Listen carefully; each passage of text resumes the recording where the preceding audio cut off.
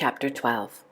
While Miss Linton moped about the park and garden, always silent and almost always in tears, and her brother shut himself up among books that he never opened, wearying, I guessed, with a continual vague expectation that Catherine, repenting her conduct, would come of her own accord to ask pardon and seek a reconciliation.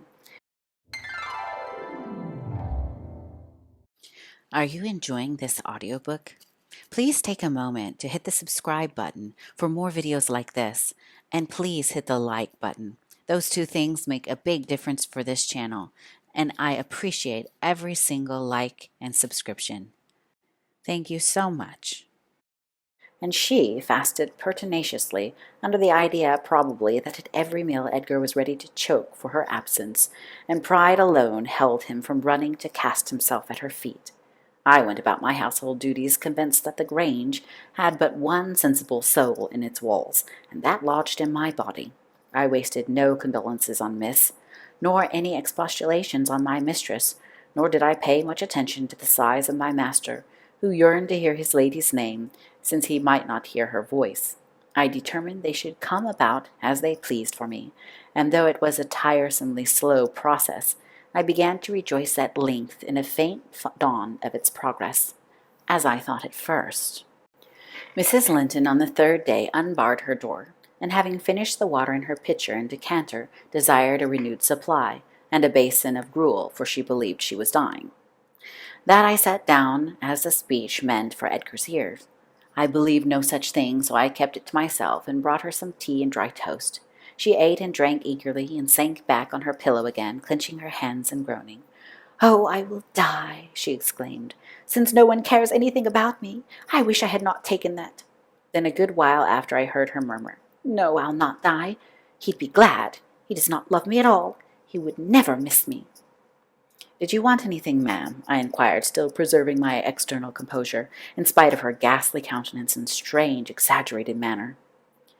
"What is that apathetic being doing?" she demanded, pushing the thick and tangled locks from her wasted face. "Has he fallen into a lethargy, or is he dead?" "Neither," replied I. "If you mean Mr. Linton, he's tolerably well, I think, though his studies occupy him rather more than they ought. He is continually among his books, since he has no other society." I should not have spoken so if I had known her true condition, but I could not get rid of the notion that she acted a part of her disorder. "Among his books!" she cried, confounded. "And I dying? I on the brink of the grave? My God, does he know how I'm altered?" continued she, staring at her reflection in a mirror hanging against the opposite wall. "Is that Catherine Linton? He imagines me in a pet, a play perhaps. Cannot you inform him that it is frightful earnest? Nellie, if it not be too late, as soon as I learn how he feels, I'll choose between these two, either to starve at once, that would be no punishment unless he had a heart, or to recover and leave the country. Are you speaking the truth about him now? Take care. Is he actually so utterly indifferent for my life?" "Why, ma'am," I answered, "the master has no idea of your being deranged, and of course he does not fear that you will let yourself die of hunger." "You think not? Cannot you tell him I will?" she returned. "Persuade him. Speak of your own mind. Say you are certain I will." "No, you forget, Mrs. Linton," I suggested, "that you have eaten some food with a relish this evening, and tomorrow you will perceive its good effects." "If I were only sure it would kill him," she interrupted, "I'd kill myself directly. These 3 awful nights I've never closed my lids, and oh, I've been tormented, I've been haunted, Nellie. But I begin to fancy you don't like me. How strange! I thought, though everybody hated and despised each other, they could not avoid loving me. And they have all turned to enemies in a few hours. They have, I'm positive, the people here. How dreary to meet death, surrounded by their cold faces. Isabella, terrified and repelled, afraid to enter the room. It would be so dreadful to watch Catherine go, and Edgar standing solemnly by to see it over. Then offering prayers of thanks to God for restoring peace to his house, and going back to his books. What in the name of all that fills has he to do with books when I am dying?" She could not bear the notion, which I had put into her head, of Mr. Linton's philosophical resignation. Tossing about, she increased her feverish bewilderment to madness, and tore the pillow with her teeth, then raising herself up all burning, desired that I would open the window. We were in the middle of winter. The wind blew strong from the northeast, and I objected. Both the expressions flitting across her face and the changes of her moods began to alarm me terribly, and brought to my recollection her former illness and the doctor's injunction that she should not be crossed. A minute previously she was violent. Now supported on one arm, and not noticing my refusal to obey her, she seemed to find childish diversion in pulling the feathers from the rents she had made and ranging them on the sheet according to their different species. Her mind had strayed to other associations. "That's a turkey's," she murmured to herself, "and this is a wild duck's, and this is a pigeon's. Ah, they put pigeon's feathers in the pillows. No wonder I couldn't die. Let me take care to throw it on the floor when I lie down. And here is a moorcock's, and this, I should know it among 1,000. It's a lapwing's. Bonny bird, wheeling over our heads in the middle of the moor. It wanted to get its nest, for the clouds had touched the swells, and it felt rain coming. This feather was picked up from the heath. The bird was not shot. We saw its nest in the winter, full of little skeletons. Heathcliff set a trap over it, and the old ones dared not come. I made him promise he'd never shoot a lapwing after that, and he didn't. Yes, here are more. Did he shoot my lapwings, Nellie? Are they red, any of them? Let me look." "Give over with that baby work," I interrupted, dragging the pillow away and turning the holes towards the mattress, for she was removing its contents by handfuls. "Lie down and shut your eyes. You're wandering. There's a mess. The down is flying about like snow." I went here and there collecting it. "I see in you, Nellie," she continued dreamily, "an aged woman. You have grey hair and bent shoulders. This bed is the fairy cave under Pinistoned crags, and you are gathering elf bolts to hurt our heifers, pretending while I am near that they are only locks of wool. That's what you'll come to 50 years hence. I know you are not so now. I'm not wandering. You're mistaken, or else I should believe you really were that withered hag, and I should think I was under the Piniston crags. And I'm conscious it's night, and there are 2 candles on the table making the black press shine like jet." "The black press? Where is that?" I asked. "You are talking in your sleep." "It's against the wall, as it always is," she replied. "It does appear odd. I see a face in it." "There's no press in the room, and never was," said I, resuming my seat and looping up the curtain that I might watch her. "Don't you see that face?" she inquired, gazing earnestly at the mirror. And say what I could, I was incapable of making her comprehend it to be her own, so I rose and covered it with a shawl. "It's behind there still," she pursued anxiously, "and it stirred. Who is it? I hope it will not come out when you are gone. Oh, Nellie, the room is haunted. I'm afraid of being alone." I took her hand in mine and bid her be composed, for a succession of shudders convulsed her frame, and she would keep straining her gaze towards the glass. "There's nobody there," I insisted. "It was yourself, Mrs. Linton. You knew it a while since." "Myself?" she gasped. "And the clock is striking 12. It's true, then. That's dreadful." Her fingers clutched the clothes and gathered them over her eyes. I attempted to steal to the door with an intention of calling her husband, but I was summoned back by a piercing shriek. The shawl had dropped from the frame. "Why, what is the matter?" cried I. "Who is coward now? Wake up. That is the glass, the mirror, Mrs. Linton, and you see yourself in it, and there am I too by your side." Trembling and bewildered, she held me fast, but the horror gradually passed from her countenance. Its paleness gave place to a glow of shame. "Oh, dear, I thought I was at home," she sighed. "I thought I was lying in my chamber at Wuthering Heights. Because I'm weak, my brain got confused, and I screamed unconsciously. Don't say anything, but stay with me. I dread sleeping. My dreams appall me." "A sound sleep would do you good, ma'am," I answered, "and I hope this suffering will prevent you trying starving again." "Oh, if I were but in my own bed in the old house," she went on bitterly, wringing her hands. "And that wind sounding in the firs by the lattice. Do let me feel it. It comes straight down the moor. Do let me have one breath." To pacify her, I held the casement ajar a few seconds. A cold blast rushed through. I closed it and returned to my post. She lay still now, her face bathed in tears. Exhaustion of body had entirely subdued her spirit. Our fiery Catherine was no better than a wailing child. "How long is it since I shut myself in here?" she asked, suddenly reviving. "It was Monday evening," I replied, and this is Thursday night, or rather Friday morning at present." "What? Of the same week?" she exclaimed. "Only that brief time?" "Long enough to live on nothing but cold water and ill temper," observed I.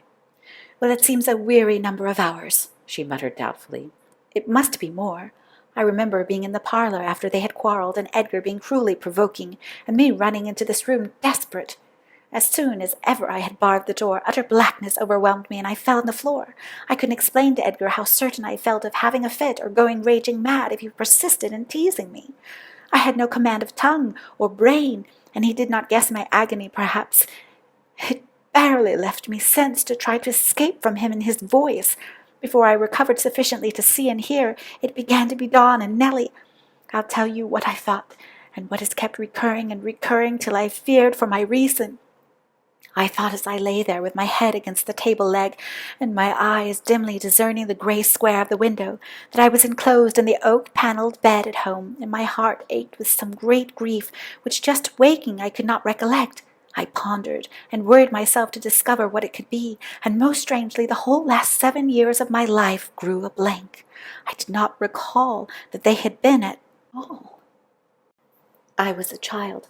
My father was just buried, and my misery arose from the separation that Hindley had ordered between me and Heathcliff.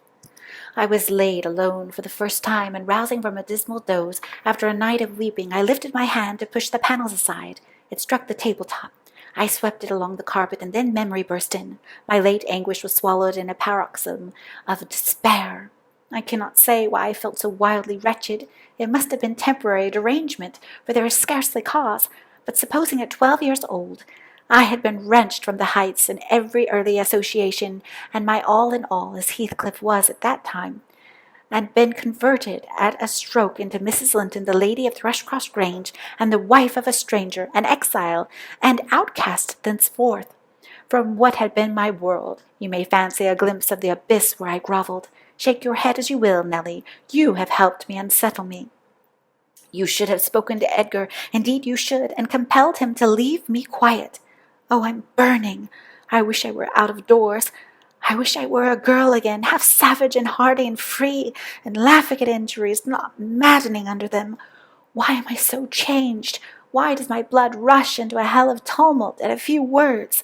I'm sure I should be myself were I once among the heather on those hills. Open the window again wide, fasten it open. Quick, why don't you move? Because I won't give you your death of cold, I answered. You won't give me a chance of life, you mean, she said sullenly. However, I'm not helpless yet. I'll open it myself. And sliding from the bed before I could hinder her, she crossed the room, walking very uncertainly, threw it back, and bent out, careless of the frosty air that cut about her shoulders as keen as a knife. I entreated and finally attempted to force her to retire, but I soon found her delirious strength much surpassed mine. She was delirious. I became convinced by her subsequent actions and ravings. There was no moon, and everything beneath lay in misty darkness. Not a light gleamed from any house, far or near. All had been extinguished long ago, and those at Wuthering Heights were never visible. Still she asserted she caught their shining. Look, she cried eagerly, that's my room with the candle in it, and the tree swaying before it, and the other candle in it Joseph's garret. Joseph sits up late, doesn't he? He's waiting till I come home, that he may lock the gate. Well, he'll wait a while yet. It's a rough journey, and a sad heart to travel it, and we must pass by Gimmerton Kirk to go that journey. We've braved its ghosts, often together, and dared each other to stand among the graves and ask them to come. But Heathcliff, if I dare you now, will you venture? If you do, I'll keep you. I'll not lie there by myself. They may bury me 12 feet deep and throw the church down over me, but I won't rest till you are there with me. I never will. She paused and resumed with a strange smile. He's considering. He'd rather I'd come to him. Find a way, then. No, through that kirkyard. You are slow. Be content. You always followed me. Perceiving it vain to argue against her insanity, I was planning how I could reach something to wrap around her, without quitting my hold of herself, for I could not trust her alone by the gaping lattice, when to my consternation I heard the rattle of the door-handle and Mr. Linton entered. He had only then come from the library, and in passing through the lobby had noticed our talking and been attracted by curiosity or fear to examine what it signified at that late hour. "Oh, sir," I cried, checking the exclamation risen to his lips at the sight which met him and the bleak atmosphere of the chamber. "My poor mistress is ill, and she quite masters me.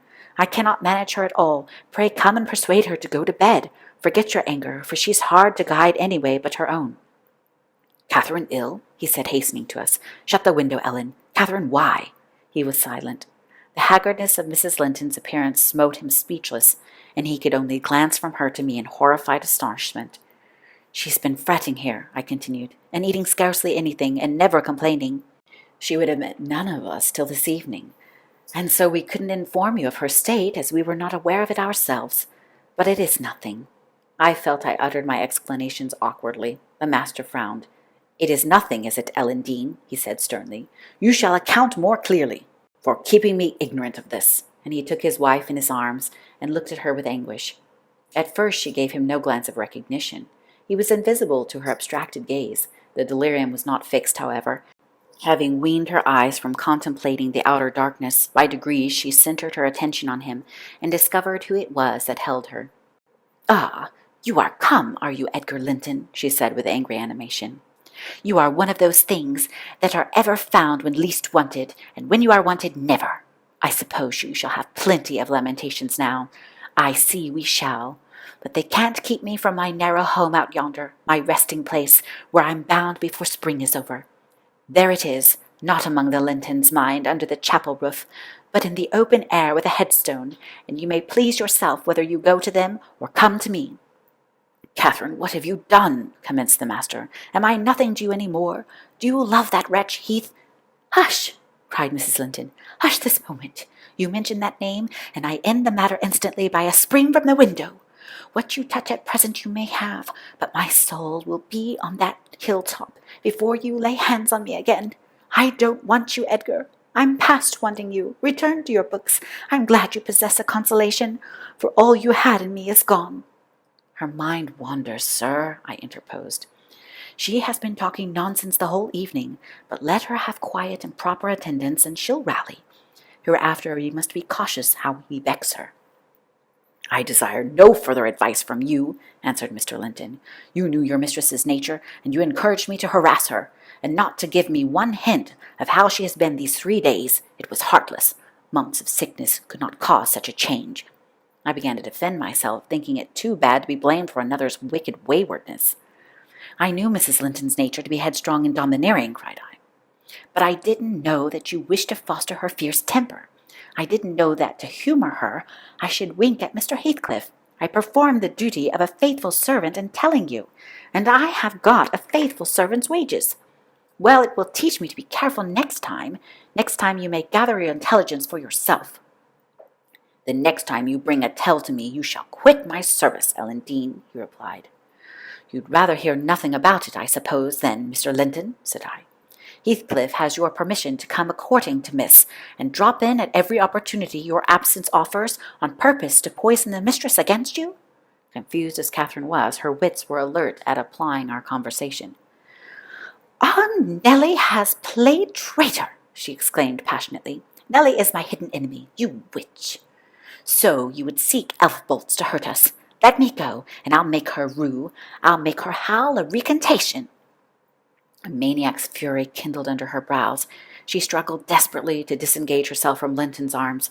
I felt no inclination to tarry the event, and resolving to seek medical aid on my own responsibility, I quitted the chamber. I'm passing the garden to reach the road at a place where a bridle hook is driven into the wall. I saw something white moved irregularly, evidently by another agent than the wind. Notwithstanding my hurry, I stayed to examine it, lest ever since I should have the conviction impressed on my imagination that it was the creature of the other world. My surprise and perplexity were great on discovering by touch more than vision Miss Isabella Springer, Fanny suspended by a handkerchief and nearly at its last gasp. I quickly released the animal and lifted it into the garden. I had seen it follow its mistress upstairs when she went to bed, and wonder much how it could have got out there, and what mischievous person had treated it so. While untying the knot round the hook, it seemed to me that I repeatedly caught the beat of horses' hoofs galloping at some distance.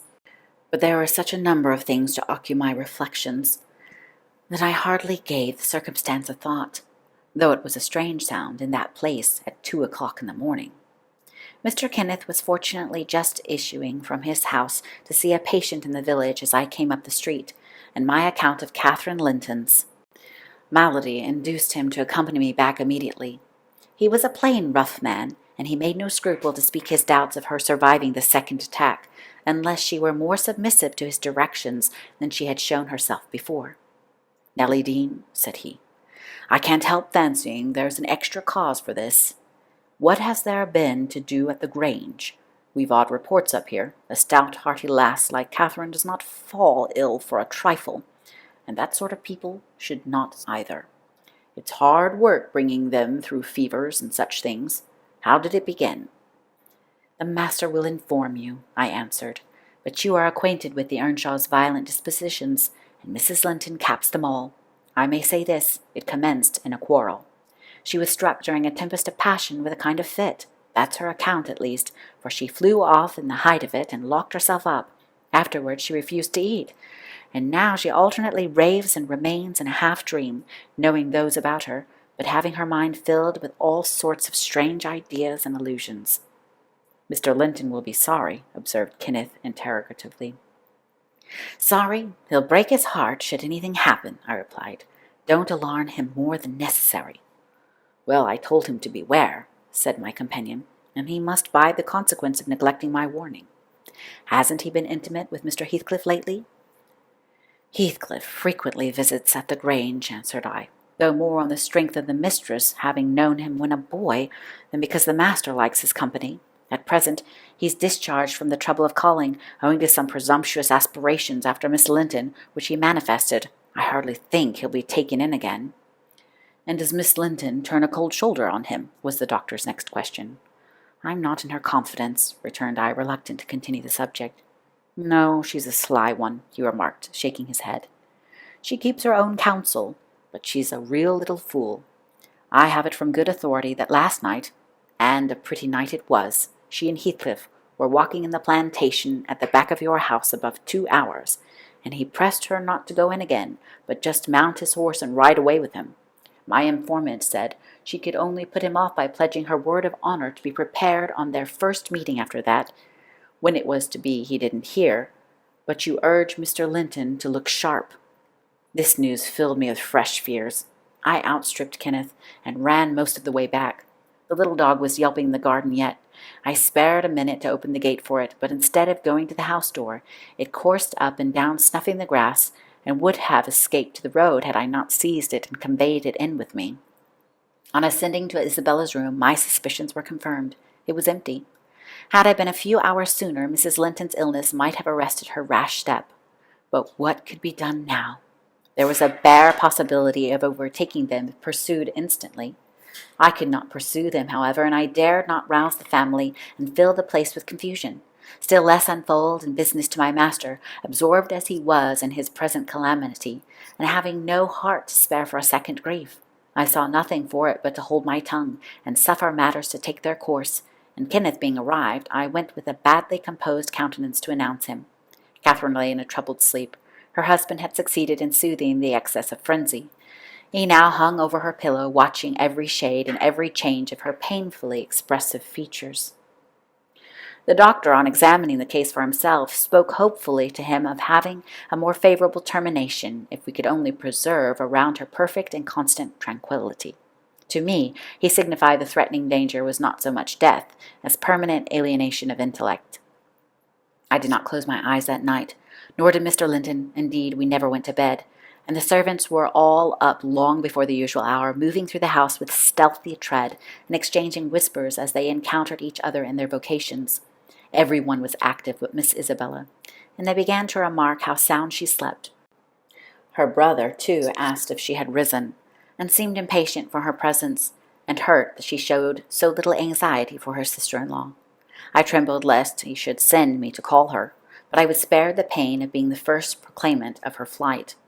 One of the maids, a thoughtless girl, who had been on an early errand to Gimmerton, came panting upstairs, open-mouthed, and dashed into the chamber, crying, "Oh, dear, dear, what mun we have next? Master, master, our young lady!" "Hold your noise!" cried I hastily, enraged in her clamorous manner. "Speak lower, Mary. What is the matter?" said Mr. Linton. "What ails your young lady?" "She's gone! She's gone! Yon Heathcliff's run all of her," gasped the girl. "That is not true," exclaimed Linton, rising in agitation. "It cannot be. How has the idea entered your head? Elendine, go and seek her. It is incredible. It cannot be." As he spoke, he took the servant to the door and then repeated his demand to know her reasons for such an assertion. "Why, I met on the road a lad that fetches milk here," she stammered, "and he asked whether we weren't in trouble at the Grange. I thought he meant for Mrs. Sickness, so I answered yes. Then says he, 'There's somebody gone after him, I guess.' I stared. He saw I knew nothing about it, and he told how a gentleman and lady had stopped to have a horse's shoe fastened at the blacksmith's shop 2 miles out of Gimmerton, not very long after midnight, and how the blacksmith's lass had got up to spy who they were, and she knew them both directly, and she noticed the man. Heathcliff it was, she felt certain. Nobody could mistake him. Besides, put a sovereign in her father's hand for payment. The lady had a cloak about her face, but having desired a cup of water, while she drank it fell back, and she saw her very plain. Heathcliff held both bridles as they rode on, and they set their faces from the village and went as fast as the rough roads would have let them. The lass said nothing to her father, but she told it all over Gimmerton this morning." I ran and peeped, for form's sake, into Isabella's room, confirming when I returned the servant's statement. Mr. Linton had resumed his seat by the bed. On my re-entrance, he raised his eyes, read the meaning of my blank aspect, and dropped them without giving an order or uttering a word. "Are we to try any means for overtaking and bringing her back?" I inquired. "How should we do?" "She went off on her own accord," answered the master. "She had a right to go if she pleased. Trouble me no more about her. Hereafter, she is only my sister in name, not because I disown her, but because she has disowned me." And that was all he said on the subject. He did not make a single inquiry further, or mention her in any way, except directing me to send what property she had in the house to her fresh home, wherever it was, when I knew it.